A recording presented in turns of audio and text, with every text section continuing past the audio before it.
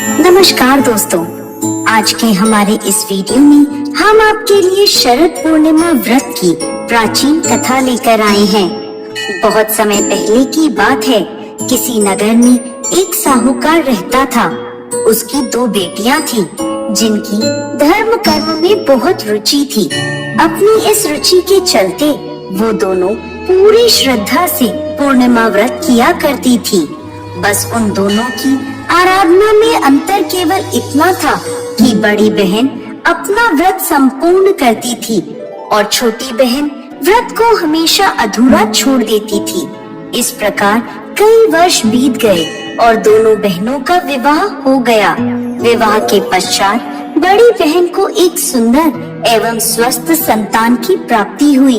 वहीं छोटी बहन संतान सुख से अछूती रह गई। छोटी बहन को संतानें तो हुई, लेकिन सभी पैदा होते ही मृत्यु को प्राप्त हो जाती थी। इस प्रकार अपनी संतानों को खोने से मानो छोटी बहन पर दुखों का पहाड़ टूट पड़ा हो। उसे समझ ही नहीं आ रहा था कि उसे यह दुख क्यों भोगना पड़ रहा है। इस प्रश्न के उत्तर की खोज में वो अपने पति के साथ एक ऋषि के पास पहुंच गई और उनसे बोली, हे मुनिवर, मैंने ऐसा कौन सा पाप कर्म किया है जिसके कारण मैं इतने समय से संतान सुख से वंचित हूँ। इस प्रश्न के उत्तर में ऋषि बोले, हे पुत्री, तुमने पूर्णिमा का व्रत किया है, परंतु उसे विधि विधान से पूर्ण नहीं किया। इसी कारण तुम्हें यह कष्ट भोगना पड़ रहा है। इसके बाद छोटी बहन को अपनी गलती का एहसास हुआ और वह बोली, मुझसे जाने अनजाने में बहुत बड़ा पाप हो गया। हे मुनिवर, आप कृपा कर मुझे इस भूल को सुधारने का कोई उपाय बताएं। मैं सदा इसके लिए आपकी आभारी रहूंगी। ऋषि को उस पर दया आ गई और उन्होंने छोटी बहन को विधि पूर्वक शरद पूर्णिमा का व्रत करने के लिए कहा और बताया कि इस व्रत के पुण्य फल से ही उसे उसके कष्टों से मुक्ति मिल सकती है। छोटी बहन ने आखिरकार शरद पूर्णिमा का व्रत विधि विधान से पूर्ण किया और इसके परिणाम स्वरूप उसे एक पुत्र रत्न की प्राप्ति हुई। लेकिन भाग्य का खेल देखिए, यह संतान भी ज्यादा दिनों तक जीवित नहीं रह पाई।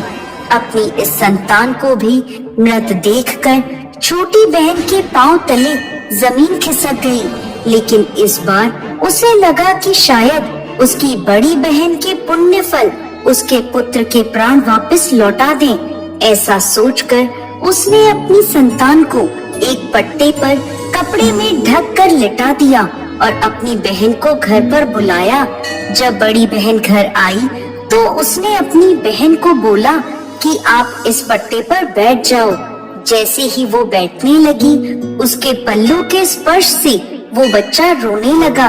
उस नन्हे से बच्चे को रोता देख बड़ी बहन क्रोधित हो गई और गुस्से में बोली, तुम ये मुझसे कैसा पाप करवाने जा रही थी? अगर इस बच्चे को कुछ हो जाता तो? यह सुनकर छोटी बहन बोली, अरे दीदी, ये तो पहले से ही मरा हुआ था। यह तो आपके भाग्य से जीवित हो गया है। आपने हमेशा शरद पूर्णिमा का व्रत विधि पूर्वक किया है और यह उसका ही फल है कि आपके पल्लू के स्पर्श मात्र से मेरी संतान जीवित हो गई है। इस प्रकार छोटी बहन की संतान को नया जीवन दान मिला और जब यह खबर नगर के राजा को मिली तो उसने पूरे नगर में ढिंढोरा पिटवा दिया और सबको इस पावन व्रत को करने की सलाह दी। तब से लोगों की श्रद्धा इस व्रत में निहित है और भक्त अपने भाग्य को जागृत करने के लिए यह व्रत पूरी श्रद्धा से करते हैं। जय श्री हरि विष्णु।